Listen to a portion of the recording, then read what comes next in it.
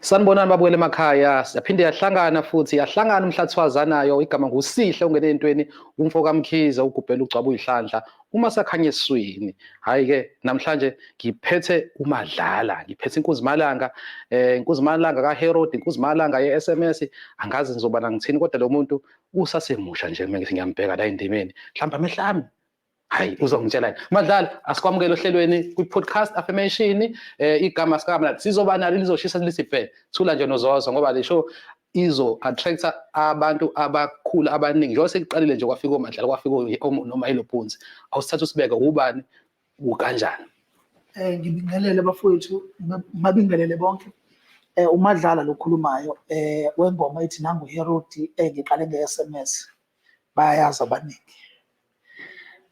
uMadlala mfowethu ngiphume ePortshepstone kahle mina hayibo ngokuzalwa okay so ngokuthi ngiqhubeke nempilo ngiqhubeke sagcina sesakhe eMkhomazi okay la kudume khona kakhulu iMadlala Brothers okay engangidansela yona iMadlala Brothers obaba othembithi benobheka abantu bayazokhumbula abanye ngesikhathi sakudala ukuthi yayidume kakhulu kwezomculo so ngiphuma khona ke mina ke lokho umculo ke manje kwaMaskandi ngiqale manje mhlawumbe mina 2 years 3 years ngiqale kuMaskandi so ingako nje ngizama ukuthi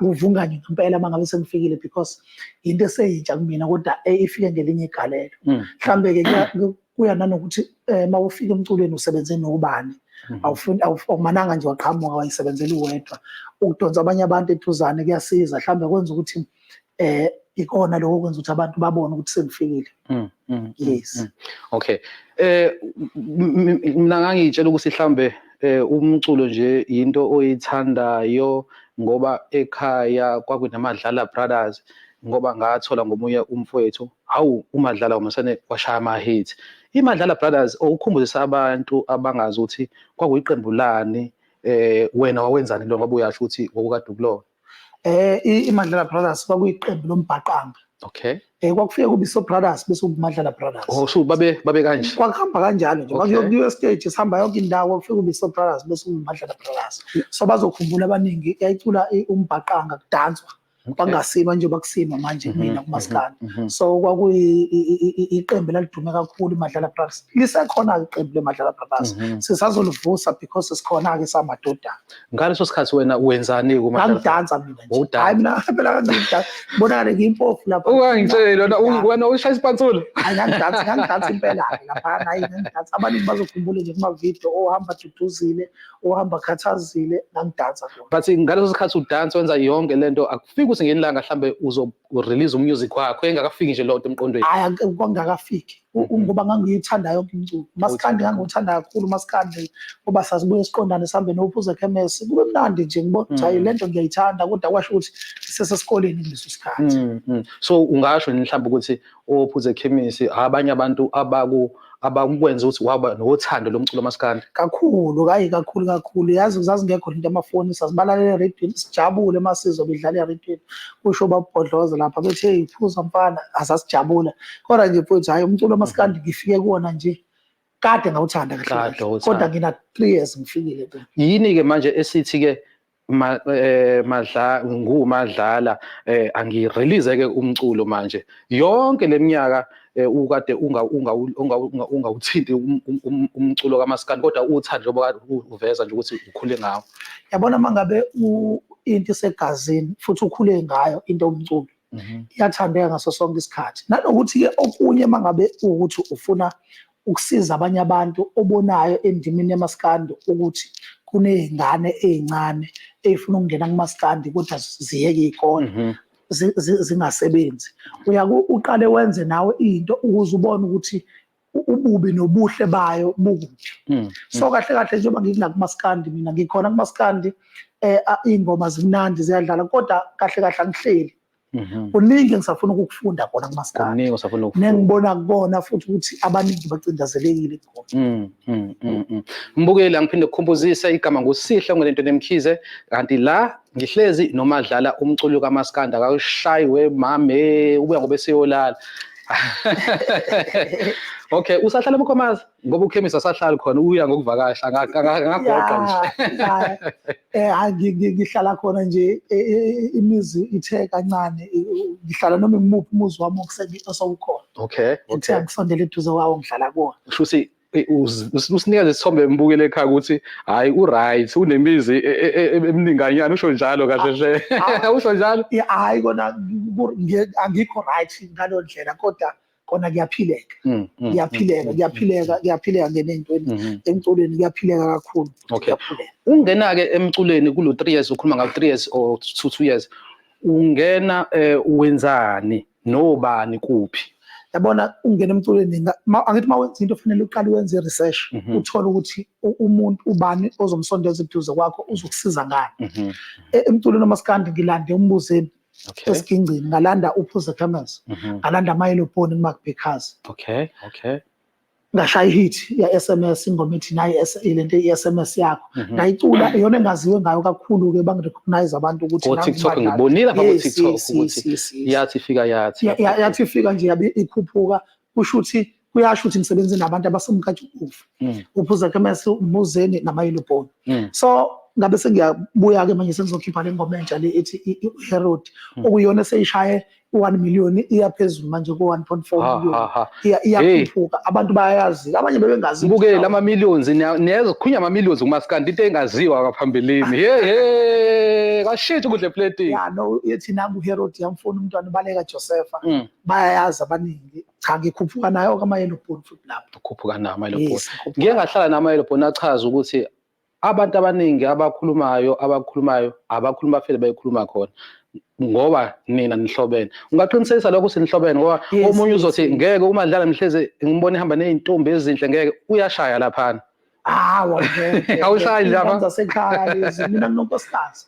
Bayazi nje angibatshele mina nginonkosikazi bahlala ndawonye nje behlala isho bangahlala kusuku ngihambe ngiyolala mina bona basale bahlale bexoxa kuze. So bafana nokuthi nje isekhaya yonke nje into esiyenzayo siyenza ndawonye. So siyenza ndawonye into siyenza ndawonye. So abantu mangabe bekhuluma bayobeyikhulumela because awukwazi ukukhuluma into ongayazi ngeke. Eyibona lo. So ukuze ukwazi ukusizakala fanele usondele kubantu. Mawukuthi ke uzosondela kubanye abantu kube nenkinga fanele usondele kuphi.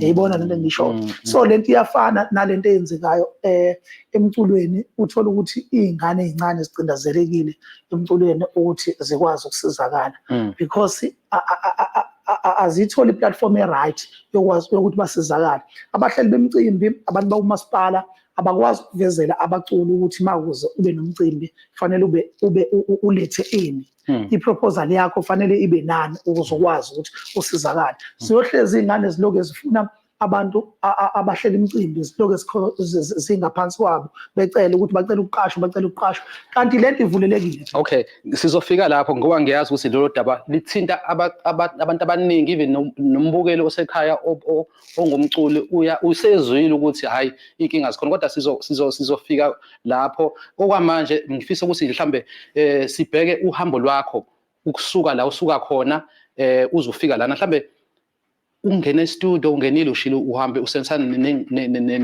nengqalabutho ngoba igama likaPhuze Khemisi lihlezi lihlonishwa emculweni. Imali nayi phela inkinga enkulu kuthiwa kuyagwaza emsakazweni. Kwenziwa kanjani ngoba ingoma yakho ngihlezi ngizikhala njalo nawe ngabe akwazi? Hayi mina ngikazi emsakazweni. Angazi nje engikwazi emsakazweni mina ngathumela ingoma yami emsakazweni nga-email.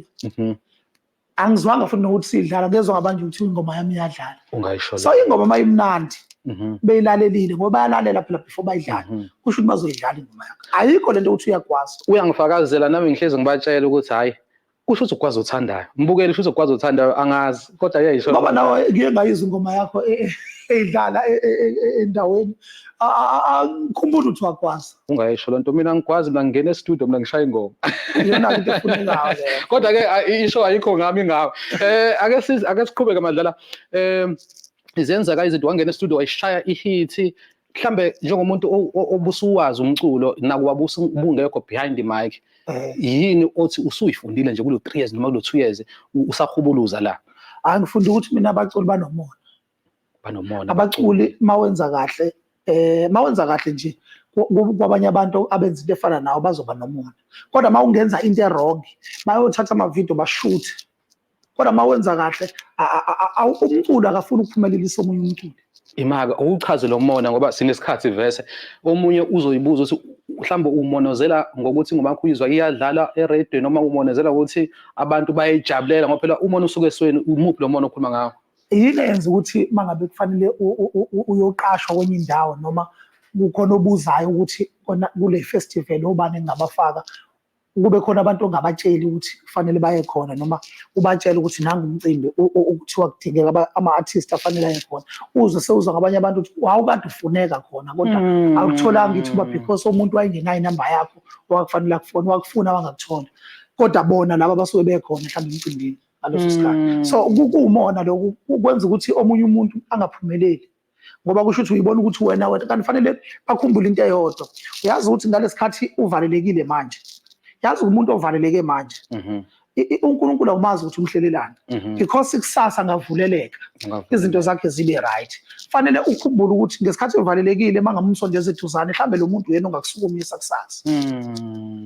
Yayibona lo nto. So thina abantu bamabhizinisi sinalento ukuthi mangabe ngisiza ngiyabona mangabe ukuthi umuntu uxakekile awungathathi ngokuthi uxakeka kwakhe manje forever because unengane encane ekhulayo unengane encane ezoba udokotela kusasa ozothi mangabe umsiza bese lengane ikhumbula ukuthi uyazi ukuthi uMadlala wasiza ekhaya kungekho lutho sengiyi-right manje yini engamsiza ngayo uMadlala. So ukusiza umuntu manje uyazakhela ukuthi ngolunye usuku ukwazi nawe ukusizakala because isikhathi ungasiza umuntu kusasa ingane yakhe ingakwazi ukuthi ifunde into engayifaka emsebenzini kodwa ngoba naku wena wawumsizile wasiza umzali wakho noma wasiza abane ekhaya uthola ukuthi ingane uyakwazi ingane yakho ukusizakala ikwazi ukuthola umsebenzi ngomuntu owawumsize usiza umzali wakho.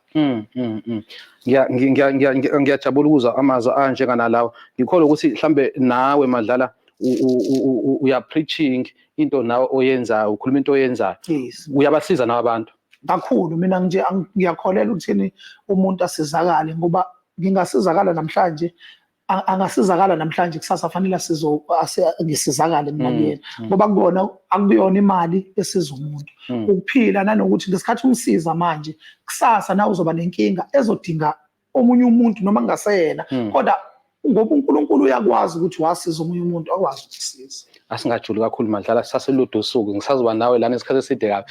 Ngizama ukuthola ukuthi uyafika ke manje emculweni Madlala fine ingoma siyenziwe iyamnandi iyadlala eradweni kodwa fanele manje uye stage. Hayi anginankinga fanele uyoperforma usuku lakho lokuqala usangakukhumbula ukuthi wawuperforma kuphi kwakukanjani uvalo lalunjani. Hayi futhi yabona mangabe uyoperforma stage noma ikuphi stage yoba nalo uvalo abantu mabe baningi ukuthi angisakhumbuli kodwa mningi imicimbi sengihambile enganjiswa ile ngoma lethi uHerod yamfuna umntwana seminingi kakhulu. Wabhekana kanjani nendaba yo stage fright nasho njalo ngesilungu ukuyitshela nje ukuthi yabo lento esengingene kuyona kufanele ngiyenze stage ngoba abantu bayakudinga abantu mabekudinga and abantu bayasho nasenkundleni zokuxhumana ukuthi siyafisa ukuthi uSibani Mani abe khona. So mabekubizile abantu uhambe kubona ukwenza into abayifisayo uvalo libeke eceleni because usukubantu abafisa lento oyenzayo. So nje hayi ngaso sonke isikhathi fanele wazi ukuthi mangabe wenza into wena uchallenge abantu. Mbukeli ngikukhumbuzise sihlezi noMadlala la sisendlini zokusakaza eMhlanga ey'ntweni zangempela into ezogcina ngci sikhuluma ngomculo njena siyexoxela nje kumnandi kunjeyana nawe lapha ekhaya ngithemba ukuthi uzokujabulela ingxoxo yethu le iqhubeka njengamanje. Madlala awungixoxela okay usuchazile ngestage njalo njalo komunye umfowethu engixoxa naye noma engijwayele ukuxoxa naye uthi hey emculweni kuyenzeka ukuthi ubonakala ukuthi uyaperforma lapha nalapha all over only to find out ukuthi awuzokhokhelwa kusho ukuthi mhlambe uyayipromote okanye abahleli bathi fika uzocula but bangakukhokheli sekuyinto nje ejwayelekile. Uyafika emculweni kukhona usowabhekana nako ukuthi okay ngiyoperforma laphana ngiyosipromote noma bathi ibudget ayikho njengoba kade besho nje amayelobhoni ukuthi kuyenzeka ukuthi ibudget ayikho into enjengana lezo ubhekana nazo kanjani nazo uma ukuthi sezavela. Yabona mfowethu ayikho indawo engenayo ibudget yayo So makuthiwa ayikho ibudget so kusho ukuthi uyaqhashazwa lapho. Awukwazi ukuthi mina ngingasuka ngemali yami ngisuke ngemoto yami ngihambe ngiyokuperformela wena uyasizakala uzothola imali ngaloko ngijabulisa abantu abenze emcimbini wakho kodwa mina ngisizakala ingane zami zifike zilambe egcineni ekhaya. So kusho ukuthi iyona yonke lento isafuna ukulungiswa. Lezo zinto zisafuna ukulungiswa because ungaya ko-performa unless bangabe kuwukuthi umuntu uthe Madlala ngicela uzongisiza imali ayikho kodwa lento esiyenzayo lesisayiqala mhlambe next year izobe sesikwazi ukuthi kube khona la siklema khona sikwazi ukuthi sisizakale siyobe sesiyahlanganisa ku-right ke yamukeleka lo ngoba uyawazi vele ukuthi akho mali namagidi angomuhamba nawo uyawatshela ukuthi laphana akho mali. Kunomuntu othi ibudget ayikho kodwa siyafisa uze laba abezile bona bezokhokhelwa abanjani kusho ukuthi wena kusho ukuthi asikho isidingo sokuthi uye phela ngoba kusho ukuthi wena ufanele ube la awukwazi ukuthi uye la ungafunwa khona uya kanjani endaweni engena budget kodwa khona abantu abazokhokhelwa. Why ke mangabe uzokhokhelwa 20,000 rand ke kuthatha 10,000 unikeze omunye kuthatha 10,000 unikeze omunye ngoba phela sidla sonke. Why uthi mina ayikho ibudget nalento ukuthi mhlawumbe ukweyana ukuthi usibanibani nalento ukuthi khona iartist elikhulu nelincane nokhona ivukana ayikho lonto. Bonke abantu benza into efanayo. So mawuzoya ngalo ukuthi khona ivukane khona iartist elikhulu khona likanje hayi ngoba nalelo ukuthi elikhulu laqalaphi. So indaba ungabathikitha abantu ngendlela efanayo. So Madlala ngiya-understand ukuthi usuka ngale Port Shepstone njengoba usuchaza uswakhela wakhe endaweni ezahlukahlukene kodwa imvelaphi yakho Port Shepstone Mkhomazi njalo njalo. Mhlambe ushuni odlala ngoba umculo njengamanje is all about oshunu ushunu wasenhla noma ushunu wasezantsi. Mina ushunu engudlala nje ushunu accommodate wonke umuntu ungasenhla ungasezantsi mangifaka ingoma nje wena wokholo uyayithanda wena Maskandi uyawuthanda wena umbhaqanga wena R&B uzothanda. Angifuni ukudlala into ekuthiwa yase-South Coast angifuni ukudlala into ekuthiwa yasethukela because mangabe ngizodlala lento kusho ukuthi ngilandela abathizini ayikazi ibe khona lento yase-South Coast kungekho ngaphambili kwami. Kusho ukuthi khona ongaphambili kwami engizobukela angifuni ukubukela kumuntu ngifuna ukuqhamuka nento yami eseceleni. So wena umculo wakho umbukeli uyayisho wena Madlala usiyena accommodate wonke umuntu ngabe usenhla ngabe usezantsi ngoba phela siyazi ukuthi emculeni kube khona oshuni uthola khona ushuni osibanibani ushuni osibanibani njalo njalo kodwa ke uyayichaza uMadlala indaba ukuthi yena uculela wonke umuntu osehla nasezantsi. Madlala mhlawumbe omunye uzobuza ukuthi okay fine usemculweni unonkosikazi nezingane njalo njalo and umuntu uzothi oy lensizwa ngibona ukuthi isikhulile njoba ithi ingene eminyakeni ewu3 edlule khona umuntu engangakumbona noma ngakuzwa wena Madlala ngqo kuma social media ukhuluma uphendula umuntu wayekade engazuthi ukhuluma inkulumo ethi usumdala ukuthi ungene emculweni. Hayi wathi ikhehla lika hero wathi ikhehla ile gengeli yabona ogengeli ile gengeli engena einkundleni zokuxhumana inezizungu. Okay inezizungu impela ngakuzwa uyiphendula lo yabona mawuzongena einkundleni zokuxhumana uzofaka inhlabathi eparishini labanye abantu abangeke bakwazi ukulidla mase kunenhlabathi kusho ukuthi lo muntu ufana nomuntu ongasili because akekho umuntu okaqhamuka azocindezela omunye umuntu noma ingane yabo umuntu mangabe ebuilda something enza something asikho isidingo sokuthi wena uqhamuke wena uzonyathela because awazi ukuthi lento ayenzayo wondla ngawo umndeni noma wenzani. Iphutha elenziwa abafowethu einkundleni zokuxhumana zonke einkundleni zokuxhumana ufika kuze kusebehleli khona uthi uyayikhuluma into uthi uyabheka into abayikhulumayo azina sense.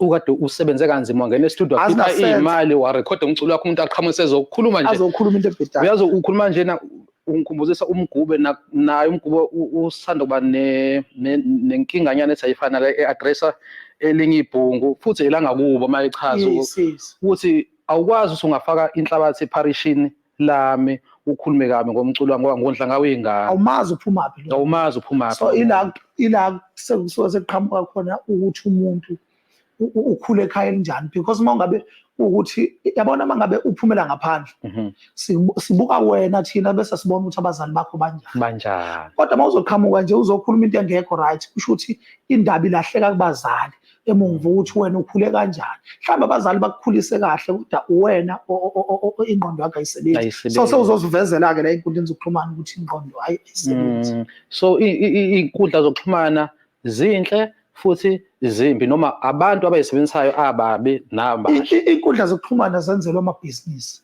ukuthi uqhube ibhizinisi lakho, waziwe khona, ukwazi ukondla iy'ngane zakho, ube nemali.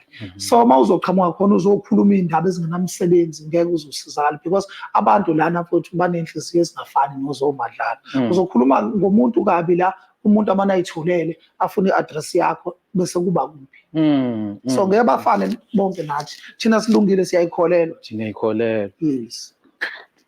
Hayi-ke amasikhulu Madlala, ngoba ngiyazi ukuthi as much as ukhona emculweni wenza kahle, kodwa yonke le minyaka ukade ungekho kuyona, nginesiqiniseko ukuthi kukhona ubukwenza nobe kukuphilisa. Yini mhlawumbe ungakumbeka umuntu esithombeni ukuthi hayi ngenza kwethu umculo ngiyawuthanda, ngikhule ngawo njengoba kade uchaza, kodwa mina ngibuye ngenze lokho eceleni. Indoda ayibomlenze wodwa. Hayi ngeke uzume ngomlenze wodwa. Ngoba mina njengoba ngithanda nje ukusiza abantu ngaso sonke isikhathi ngihlezi ngikubantu, nginamabhizinisi okusiza abantu futhi nawo. Okay. Nginama-mortuary, bayazi abaningi ama-mortuary abhalwe Madlala funeral. So nje bayayibona iy'moto ezibhaliwe Madlala. So umuntu angaboni ngihamba ngemoto enhle mina bese ethi uMadlala ucula u-SMS wacula u-road wabese ayikaze mina. Ngoba phela izoya kungena izoya lapho mhlambe iy'ndaba esibuye siy'thole emaphepheni kuthiwa amagidangoma ecomplain. Complain athi angangiholile kodwa uMadlala uhamba ngemoto enzima. Mina ngisebenzile isikhathi sisekhona emculweni ngiza ngoba ngiyawuthanda. Futhi kuney'ngane ngithi mangicula nazo ngiyazi ukuthi uzothola i-rice, sitholele isipho mangicula nazo. So nje ngiyawuthanda umculo, ngingene ngako. Kodwa hhayi ukuthi lezi zinto oyibonayo nginazo senginikeza umculo mina akwanginikezi lutho.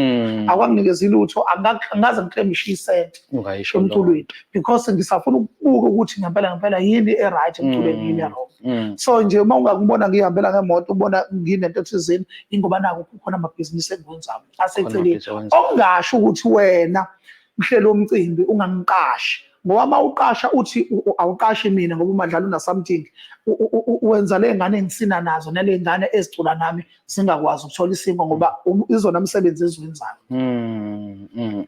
Uyazi-ke usakhuluma ngamabhizinisi, mhlawumbe-ke omunye uzofisa ukuthola more about amabhizinisi ukuthi imaphi, usuchazile ukuthi une-funeral parlor. Funeral nginama-mortuaries. Okay. La uthi uma sesiqedile ukukhuluma kanje sesingasakwazi ukukhuluma. Ngoba liyeza usulogcina mbukele sonke siyongena lapha. Okay, so ilo business ngoba ngathola ukuthi ngathi ubuye ube ney'tolo, iqiniso lelo? Yes, akhona ama-tuck shop. Hayibo, sihlezi nenkuzimalanga lana, sihlezi nosomabhizinisi. Hayi lutho kuyazanywa nje ukuthi ngenzela ukuthi wonke umuntu osekhaya azi ukuthi kufana nomuntu othi ufuna ukuzocula manje, akangagijimi ukuzocula manje, akaqale enze into yakhe umsebenzi bese eza emculweni ngoba enzela nje ukuthi mangabe ungahambi kahle kodwa akwazi ukuphila, because ngempela umculo awufani. Umculo wamanje ufile phela umculo manje, yabo manje ufeke kakhulu umculo. Ubulawa yini? Ngoba omunye wangitshela ukuthi ngeke ngilibize igama la, kodwa nje umuntu omdala egemini wathi hey wengene ey'ntweni, hey umculo manje usufile. Ngivumelana nawe, kodwa usho ngama-sales ngoba ngaphambilini ama-CD iwona ayenza ukuthi kungene isinkwa ekhaya. So nenza kanjani nje manje ngoba phela siphila esimweni la khona umculo usudayisa kuma-digital stores. So wena njengoba usungenile nje wona nginesiqiniseko sokuthi uwazi umculo usasamakhaseti sakithi. Yes, siwazi. Hayi umculo ufile kodwa manje umculo kufanele uqashwe kakhulu ukuze uwazi ukuthola into ezokwazi ukuthi ikuphilise. Lento ke ngenzeki-ke manje uma uqashwa ngomngane nokuthi wazi bani. Abanye abantu bacula iy'ngoma ezimnandi ngale ndlela futhi baperforma kakhulu because bacindezelekile, abakwazi ukubonakala.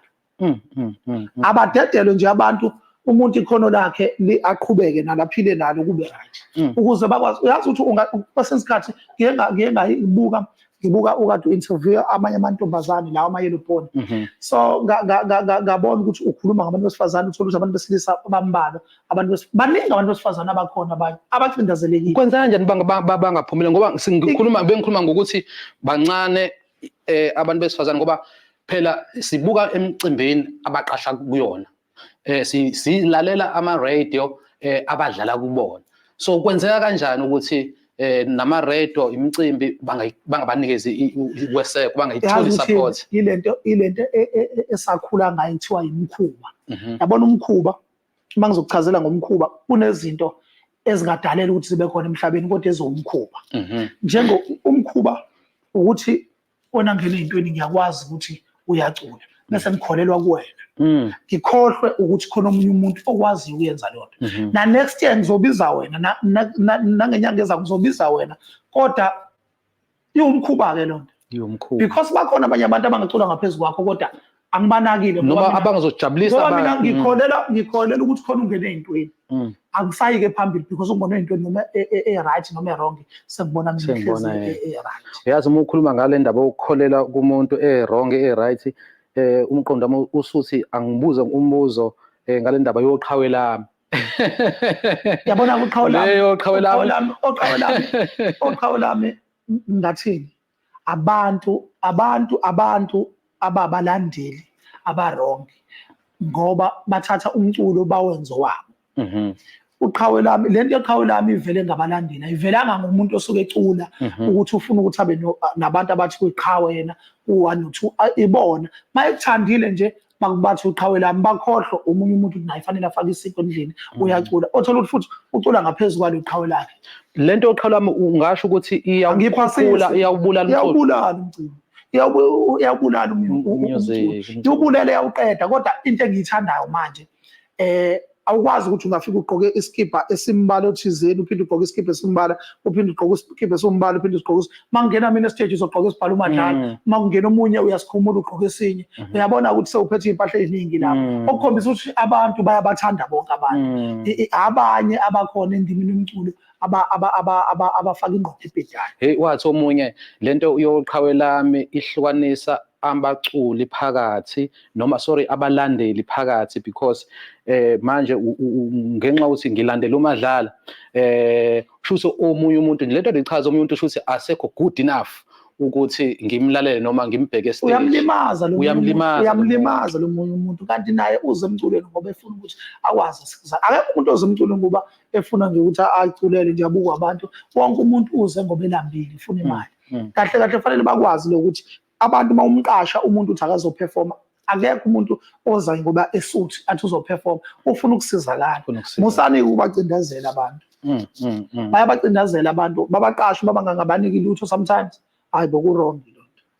Mbukeli siyezwa inkulumo ishubile kodwa-ke njengamanje angiphinde kukhumbuzise ukuthi sisasenawe sisey'ndlini zokusakaza podcast affirmation, sisemhlanga lapho khona izinto zenzeka khona. Ngiphethe uMadlala lana, ngiphethe i-SMS lana, ngiphethe uHerod lana, kwaze kwamnandi. Mhlambe-ke umbuzo wodwa before siye ku-break ukuthi-ke uMadlala nje wasimbona nje eyinsizwa nje ekukhombisayo ukuthi ayilambile nokodwa iyafuna ukuthi isize abanye abantu njengoba usuchazile ukuthi umusic wenza njena hayi ngenhloso ukuthi nawe ufukule abanye abantu futhi subasizile.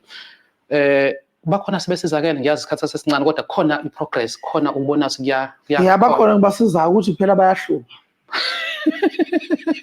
Bayahlupha nihluphelani? Bayahlupha ama-artist nje ayahlupha mfowethu. Fanele mawuza uzosiza i-artist fanele ucabange ukuthi uzosiza abantu. Noma yikuphi-ke la khona umuntu kuzoba nenkinga ngoba beza nenkinga ehlukahlukene. Mbukeli, hhayi-ke ake siyibambe kwamanje angithembisa ukuthi sizobuye sihlangana nama-yellow bones. Angiphinde ngibingelele babukele emakhaya kusasa usihle ungene into emkhize kanti sise podcast affirmation ngihlezi uMadlala la Yellow bone lana kwazi kwamnandi sineki kodwa yodwa bafezi ngeke le show lena fanele siphume negama ngeke ngeke zange ngiyakuthemba nasesikoleni nophuma number 1 manje kanje okay akusho kuyaphakanyiswa la ngisho ukuthi ngabe iyaqala induku lapha esikoleni ayiphumi i-answer Madlala ngeke ushaya phambi kwamantombazane esikoleni le show lena soyithini ngoba imake hey eyintweni show ayingeke eyintweni ngoba lento fanele ibe ziningi zifanele kube into nomaskandi ibe futhi ibe nesiqu ibe ne Maskandi Africa Maskandi Africa show African Maskandi hayi kodwa ngeke izo ayifanele icwasa because akufuni khona bangewona ama-African abazofuna ukuthi beze so mhlambe singathini mhlambe sithi seyikhona zikho noma mhlambe sithi ivuka Maskandi because izosiza wonke umuntu oyivukane nongayilona ivukane nofikayo okay ngiyanotha lelo ake ngizwa munyo ayibona inzima mayiqhamuka manje ngoba phela vese vele manje siseyintweni awusinike assignment sizama ukuthi sixhumane nabantu abasebancane ngoba vese njengamanje umusic wamaskandi angithi ungene eshi kwintsha njengoba sisasebasha kula kuthina mokho umuntu ama-70s ngisama-80s or kanjani sama-2000 kuyadlala sama-2K sina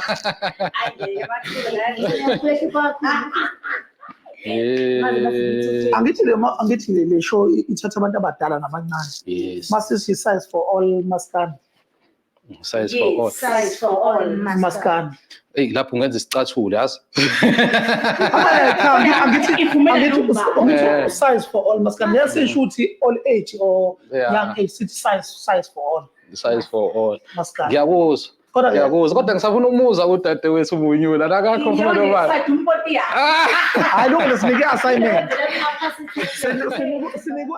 sinike assignment babukeli nizwela nina abathi bacele assignment because shuthi yazini engizongenza ukuthi ngibavumele ingoba kusho ukuthi inkulu le show so igama abazolikhipha bafuna ukuthi kube igama elizohlala futhi elizoba nesiqi lizoba attractive so angeke ngisane ngithi abanginezo bazokunezinto mhlawumbe engezoba mnandi nengezodonsa amehlo abantu kodwa ke ngiyajabula ukuthi sibe nani nganza kwethu ngiyazi ukuthi kuneculo enilenzayo njengoba nje sihlangene nani uMadlala naMayelo Bones mhlawumbe ke ake nisiphe noma umucu nje owodwa noma emibili bese siyayivala ngokuphelele ishow yethu akashayela uHerod Madlala yamfuna umntwana Zawazi umntwana nonina nihambe niye kipita nangu Herod yamfuna umntwana Baleka Josefa Zawazi umntwana nonina nihambe niye kipita nangu Herod yamfuna umntwana